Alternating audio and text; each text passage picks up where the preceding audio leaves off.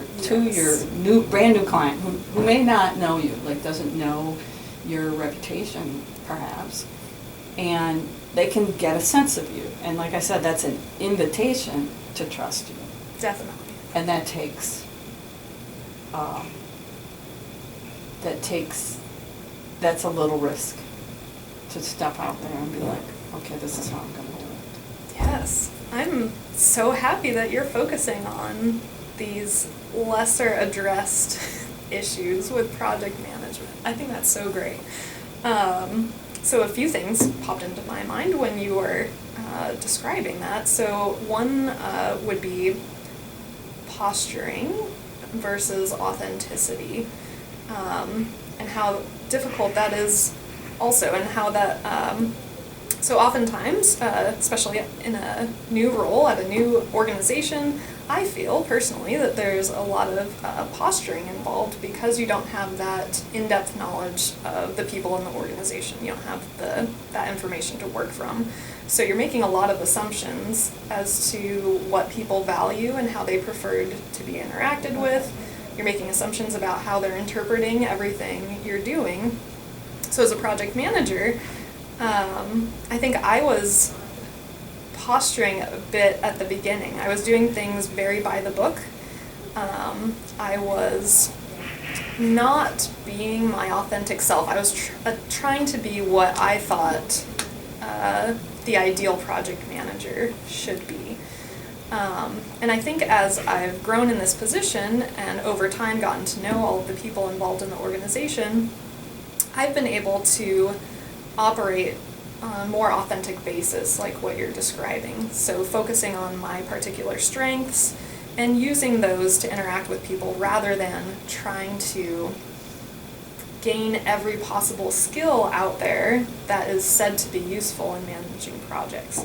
So some of the ones that come to mind, so like you said, lots of, you represent yourself in every interaction, in every product you make, everything you do. So some things that are probably communicated from me are,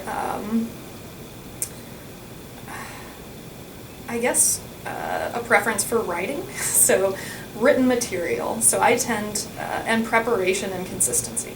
So I tend to be the one who is, when you send out an email to schedule a meeting, it will have the agenda in it, and it's in a written form in bullets. It tries to be very concise and efficient, so that the meeting will go well.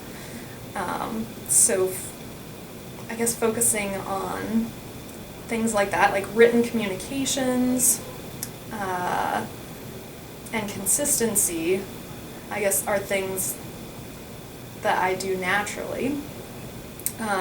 Things that come less naturally to me are things like celebrating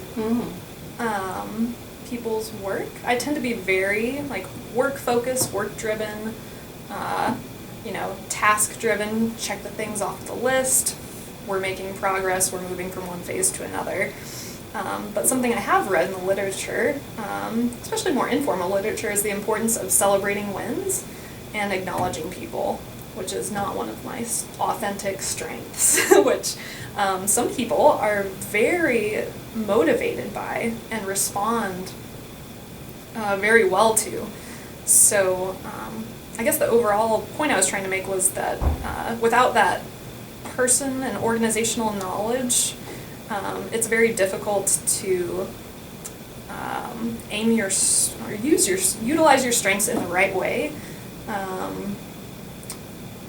for success. So some people are going to need that acknowledgement and celebration and motivation to continue on and to perceive the project as a success, whereas other people are going to need the consistency, the task-driven completion to feel that the project is a success. And other people operate in myriad other ways. So figuring out how to use your strengths to communicate and interact with the stakeholders to make them feel like the project is a success is a challenge. It is, and it can be you know, it can, all of those, when you're like, whoever the project manager is focused on, especially in projects that have lots of room for failure and not much room for success, especially on those projects, and you have a tight focus on exactly what you need to do, and you're really in sync with your primary client that is making the major decisions, right? You got a lot of other stakeholders, but the client's willing to let them have a maybe a high level of grumble factor, and so you are like have a high level of assurance that you are focused on exactly what you need to focus on to achieve success for your project. It can be really challenging to acknowledge that you have to withdraw some of your energy and your resources that you're dedicating to that, which you know that those are the key success factors, to do these other things that your core self doesn't feel like are highly valued, and it really demands some self-reflection and looking at, okay, my way isn't the only way of doing things, and that can be challenging for a lot of project managers, because especially the more senior experienced ones, because they tend to be the people who tend to be good at it are the ones who tend to a lot of times have enough forcefulness of personality and a high tolerance for people telling them that they're wrong and things like that. I mean, that's how they were able to be successful. And so there's a kind of funny balance there. Like the very skills that helps the project managers be successful are the very things that get in their own way sometimes. Yes. And being able to, so then being one's authentic self sometimes requires to say that. I'm not very good personally at doing team project celebrations, and I need everyone else's help to help me with that. Or, who likes celebrations on the project team? Can you please help me with this? Like, can you be the one to identify the times and locations, where in the project does it feel like the right time to celebrate? I'm going to trust your judgment because you're really good at that and I'm kind of lousy at it. Like that's bringing one's authenticity to a project team, but it requires again that project managers' willingness to be vulnerable again, to step out there and say, this isn't one of my strengths, and yet I know it's valuable. I believe it's valuable. I trust that it is valuable, and I'm crummy at it, so I need help. And that then invites trust from the team members as well. That is so helpful. Yes, I really appreciate that, actually. It's a really nice way of staying authentic and being vulnerable and pulling people into the project. Yeah, personally, I feel like I think that's a great frame to work from. I feel like a project manager, at least in my experience, there's a lot of shape-shifting that goes on. There's a lot of mirroring and molding oneself to best fit the situation or other people. I felt a lot of pressure to do that, but I think it's very important to acknowledge that it's as or even more effective to not go down that route, be one's authentic self, and that will result in much more authentic experiences and build trust and significantly and truly contribute to a project's success when everyone can be their most authentic selves and acknowledge their strengths and weaknesses and work together by inviting people to help you address those weaknesses. That's wonderful, and I think the work in that comes from being truthful with oneself and acknowledging those maybe shortcomings, knowing thyself to be able to do that. So often project management is focused on knowing how other people operate. Yes. But I love the refocus on knowing how you operate and acknowledging that you can't possibly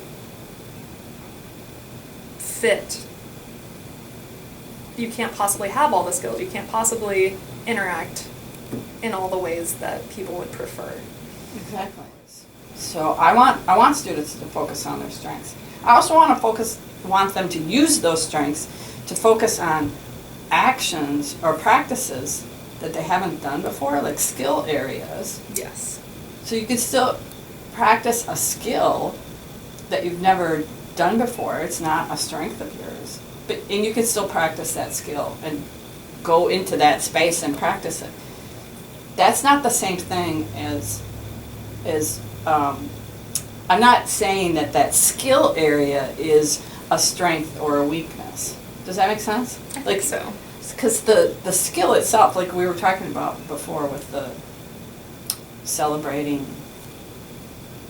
and where your strengths are in project management, and you said it's not really in the celebrating.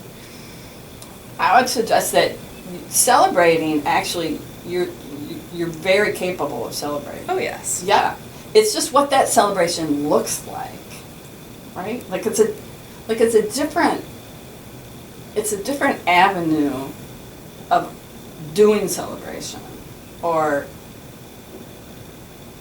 that doesn't look the same as like classic sort of normalized celebration. And so your weakness isn't in that you can't or don't know how to celebrate, or that you're lousy at it. It's the specific flavor or the specific way of celebrating that just isn't your preference as a human being. Yes. Like, it would be like, I prefer this kind of ice cream, not that kind of ice cream. Yes, I think you're totally right. Yeah, I have the skills and ability, and I likely do celebrate things in a certain way, but it's perhaps not the stereotypical launch day party with snacks and Mugs with the name of the project on it. Yes. And T-shirts and... Yes. I tend to do more one-on-one, like, very quick thank yous, which could maybe be perceived as celebrations and acknowledgement, over a large group setting with planned events and particular things like that. So yes, and I think it's so great you're building those skills. So it's kind of goes back to the beginning, where we're not told in any of these manuals how to prepare for what types of contingencies necessarily, but focusing on one's own strengths and acknowledging that you can use those to not fix or build upon the skills you might think you don't have, but just using those in a way to make sure that those things are taken care of in some fashion that might not necessarily have to come from your own emotional labor or otherwise. I think that's wonderful. Yeah, and I think it's the area that,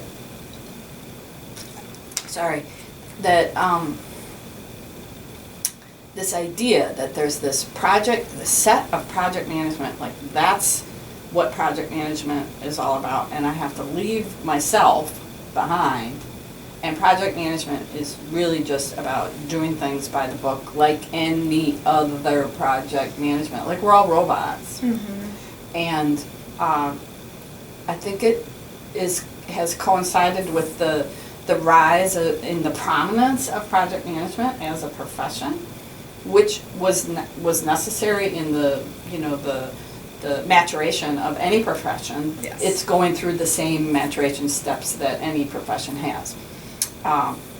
With the Project Management Institute, which is a worldwide organization which sets standards, and there's a certification process. And then back in, I think it was December of 2015, it was written into law that all projects that fit these kinds of criteria that are done within the federal government that project managers have to have all sorts of certification, and there's going to be all sorts of things done around project management within the federal government. That was another really important step in maturing the profession and establishing standards. And all of that is necessary and good. And I think there's a fallout from that does give the impression to people who don't work in the profession and haven't been for a long time, that there's some magic project management dust that is in maybe one of these books or maybe in one of the project management software tools or something, that if you could just get that and then sprinkle it on your project will be a success. Yes. And that's not true. I totally agree. And I think that's, like you said, true of any profession. Yes. Every profession, any individual in any profession executes and performs in that profession differently. What things have you either found or developed for yourself that you would say kind of live in that middle space that you have found to be helpful? I would say that different parts of the overall recommended processes fit particular projects well. Fit particular projects better than others. So I've learned that it's important not to necessarily standardize every single portion of project management process and include that per project.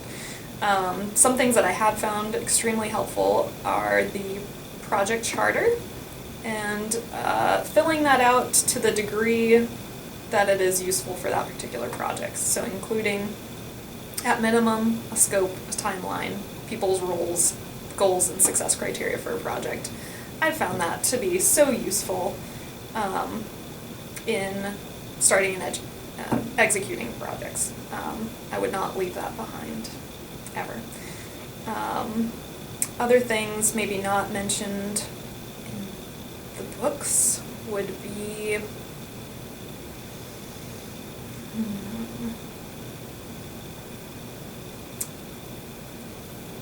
I guess I'm thinking very particular to my area. So before I joined the team, lots of the communication and gathering of content, everything was being executed through email, which, as you can imagine, gets very messy very quickly.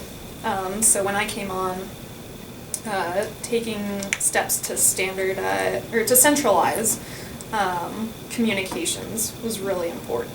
So instead of sending emails back and forth, editing content, or even using a Word doc, using a collaborative cloud-based system like Google Docs, something like that, to manage content that develops over the course of a project, while it sounds very simple, has been very impactful for project efficiency and clarity amongst members of the project. I can imagine, because so many times what a project manager has to skillfully do is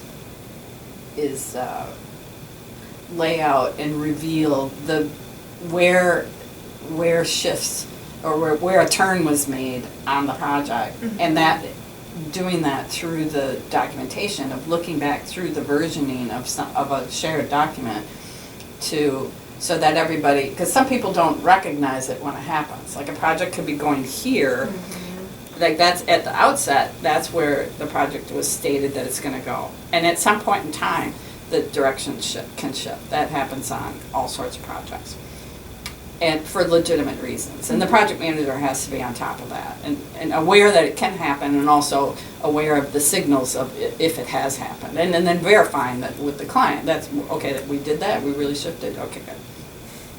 But then helping everyone else recognize that, because not everybody recognizes that shift in direction and at the same time. Like the difference, if like we used some math angle terms, right? Like the angle of trajectory that exists between the original trajectory and then that small shift, like the project manager is probably aware of it when that angle is really small. But other project team members or stakeholders don't become aware of it until the angle is large enough to trigger their awareness. Yes. And they can react to that change in being upset or disturbed because they hadn't been aware of it earlier. So they can have all kinds of feelings of being left out of the decision making. They can have feelings about all sorts of reasons where they can react with high emotion in a kind of negative direction when those kinds of things occur.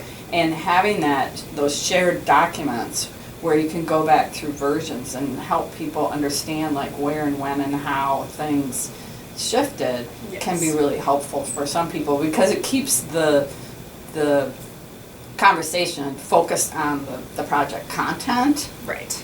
and so they can see how the change actually occurred, and then once they're on board, they can develop more positive feelings about the project. But without having those, it can feel like people can feel blindsided on projects. Yes, and I'd say to develop on that point, people feeling blindsided, not being able to recognize changes like project managers can.